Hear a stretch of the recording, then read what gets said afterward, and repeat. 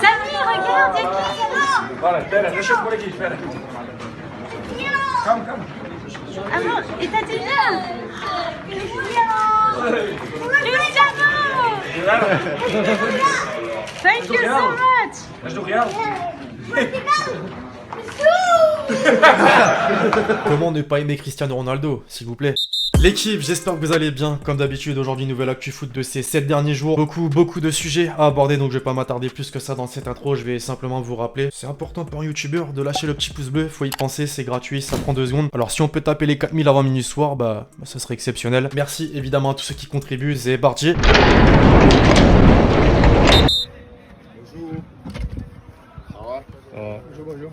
Bonjour. Bon, j'imagine ce matin un petit peu moins de sérénité au Paris Saint-Germain. Pourquoi? Bah c'est tombé hier. Voilà, Nasser Al-Khelaifi qui est accusé d'instigation à gestion déloyale aggravée. Au même titre que Jérôme Valk, l'ex numéro 2 de la FIFA, a eu un premier verdict du parquet suisse qui a requis une peine de prison de 28 mois. Pour parler un peu plus français, le président du PSG est accusé de gestion déloyale concernant la cession des droits TV des Coupes du Monde 2026 et 2030, donc avec beIN dont il est le président. Cependant, faudra attendre le verdict du tribunal pénal fédéral qui, selon les informations du Monde, devrait être rendu le 30 octobre prochain. On a des nouvelles aussi à propos de la polémique autour d'Alvaro González et du Classico. Le Marseillais aurait bel et bien traité Neymar de singe, selon plusieurs spécialistes en lecture labiale de TV Globo. Une information relayée par le Parisien. Mais bon, tiens les amis, petite question, vous connaissez le contre Uno? Une source proche de l'OM dans la foulée a affirmé à l'AFP que le club détenait des images prouvant que Neymar cette fois-ci avait tenu des propos racistes à l'égard de Sakai. Ça va fichtrement loin quand même cette histoire. Mais bon, si les faits sont avérés, c'est très grave et des deux côtés. D'ailleurs, toujours autour de la polémique, Ekambi a pris la défense d'Alvaro dans une interview à Marca. Pour le rappel, ils étaient coéquipiers à Villarreal. D'après lui, Alvaro n'est pas raciste. Jusque là, forcément, ce qui nous intéresse, c'est la sanction déjà d'Alvaro, mais aussi de Neymar. Du coup, va falloir attendre la décision de la LFP. En attendant, Di Maria devrait prendre 6 matchs par rapport à son crachat lors du Classico. En dehors de cette histoire, quelques chiffres du contrat de Neymar, notamment avec Puma, qui l'a rejoint dernièrement. Faut savoir que le Ney a établi le plus gros contrat de sponsoring pour un joueur de foot. Pour preuve, Ronaldo avec Ney touche 12,5 millions d'euros. Messi avec Adidas, 15 millions. Ces derniers jours, c'était l'anniversaire de Draxler, joueur pas forcément aimé de tous les Parisiens. À l'inverse de Thiago Silva qui lui a bien évidemment souhaité. Bon, par contre, on mentionnera pas cet emoji sur la tête de Meunier. Là, par contre, certains vont dire vrai Parisien. Des nouvelles aussi, tiens, de Rézé Rodriguez, toujours parisien, je le rappelle. Bon, à défaut de remporter le Ballon d'Or, visiblement, il vise le disque d'or. Il était au studio avec NASA.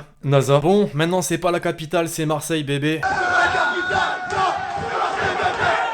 Avant, malheureusement, un Bouanga café au Carmaral, c'était nul. Voilà, très compliqué ces 2 derniers matchs de l'OM. Les Marseillais, vous pourrez confirmer dans les commentaires. Avec d'abord cette défaite face à Saint-Etienne et ensuite ce nul à l'arraché, on peut dire, face au LOSC ce week-end. J'ai encore envie de le mentionner, ce début de saison du Racing Club de Lens. Mon club, évidemment, les amis, voilà. En ce début de championnat, c'est une défaite, 3 victoires consécutives d'ailleurs. Ça prend des points, le fond de jeu est intéressant, il y a de la combativité. Manque plus que la régularité sur la durée. Oh là là, mais qu'est-ce qui s'est passé? On les a chicotés.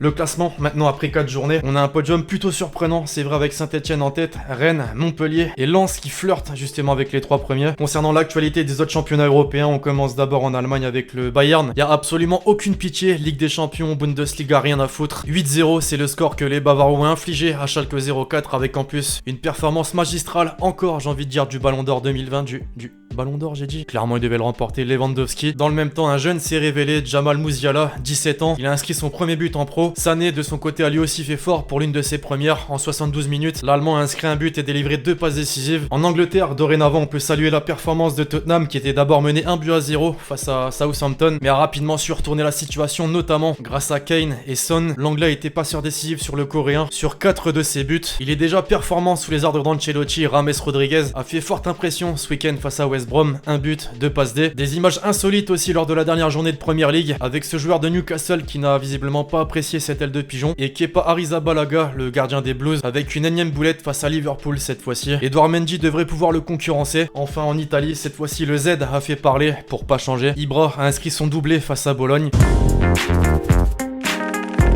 On ouvre une petite page revue de presse aujourd'hui les amis. Pourquoi? Déjà puisque Suarez fait parler. En Italie, l'Uruguayen fait la une des quotidiens sportifs. Il aurait triché à l'examen de langue nécessaire à l'obtention du passeport italien, ce qui est quand même très fort. En Espagne maintenant, on parle plutôt mercato. L'attaquant du Barça devrait bel et bien rejoindre l'Atlético Madrid. Pour Marca, c'est fait. En revanche, le Barça ne le laissera pas partir libre. Une somme d'argent est donc attendue. Enfin, rapidement avant de basculer sur les déclats, le journal L'Équipe qui a fait sa une sur Mbappé ces derniers jours, comme un avant-goût du mercato estival 2021. Le Français ne devrait pas prolonger. Liverpool et le Real sont donc en pole position pour l'enrôler.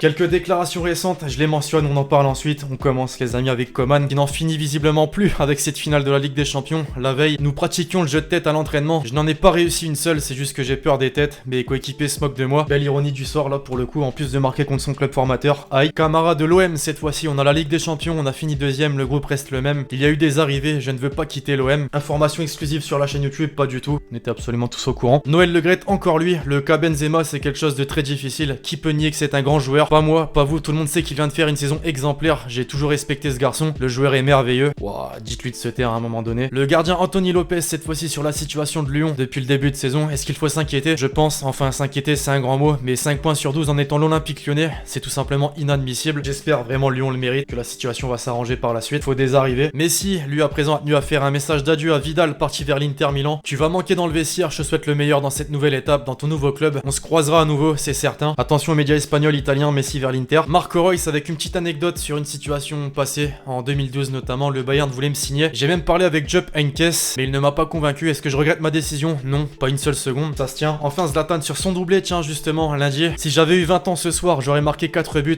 pas 2, mais j'en ai 39. Je suis comme Benjamin Button, je suis né vieux, mais je vais mourir jeune. C'est une légende, qu'on le veuille ou non. Le réseau social au petit oiseau a encore frappé.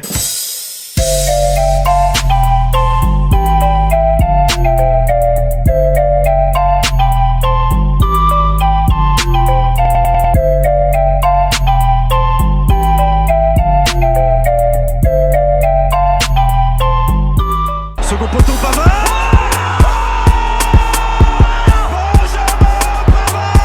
Après Twitter, la petite compile des pétards de ces 7 derniers jours, avec un petit clin d'œil à mes Stéphanois, Oussama Tanan, ça vous dit un truc? Peut-être pas justement, puisqu'il est prêté depuis 2017 et pourtant il appartient toujours à Saint-Etienne. Ce coup franc, bordel.